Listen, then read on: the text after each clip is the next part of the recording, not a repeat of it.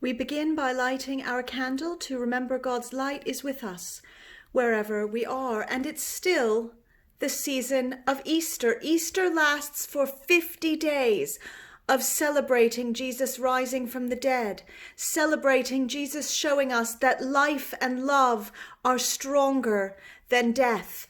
And during the season of Easter, we hear the stories of some of the things that Jesus did after he rose from the dead. On the evening of Easter Day, some of Jesus' friends were gathered together in a room. The door was locked. They were afraid. They didn't know what was happening. They didn't know what would happen next. Some of them had seen Jesus alive again, but some of them hadn't. They had all seen him die a few days before and knew that he still had enemies, and they were scared and worried. Suddenly, even though the door was still locked, Jesus was there among them, in the room with them. And he said to them, "Peace be with you." And then he showed them the wounds in his hands and his feet, where he had been nailed to the cross, to prove that it was him, that it was the same body that had died, that was now risen. And he turned to them and he said, "I'm hungry.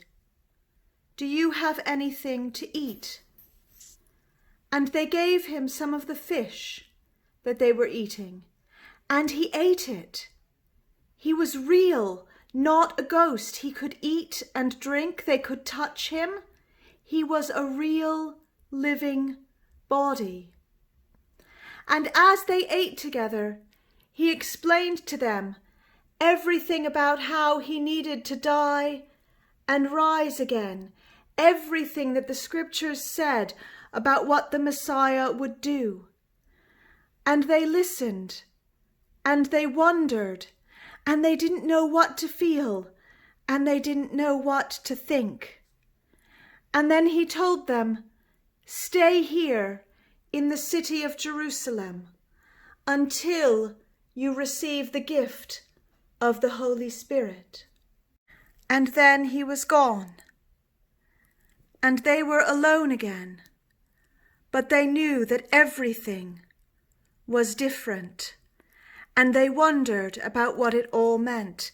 And now we're going to wonder together as well, and you can pause the video to wonder with the people that you're with if you like, and we'll put Jesus back in our story while we're wondering. I wonder what your favourite part of that story was. I wonder what the most important part of that story was. I wonder how the disciples felt when they saw Jesus appear, even though the room was locked. I wonder how Jesus' body was able to appear in a locked room.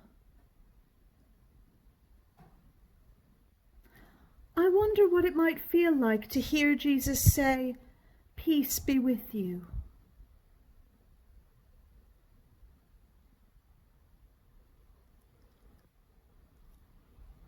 I wonder which part of this story is for you.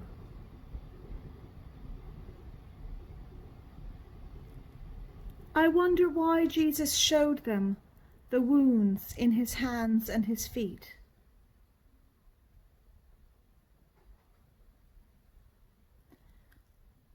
I wonder if you have any questions or thoughts or ideas about the story.